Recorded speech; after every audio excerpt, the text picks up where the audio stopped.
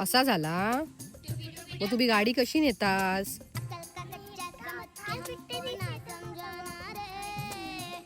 होय, म्हणजे तू पण आता बोलूक तयार झालंस काय दीदीच्या मागसून? तुझं नाव काय? आणि तुका डॅम्बीस कोणी घातला ना टी शर्ट? तू डॅम्बीस हस? अरे पण तुका डॅम्बीसचा टी शर्ट घातलं नाही.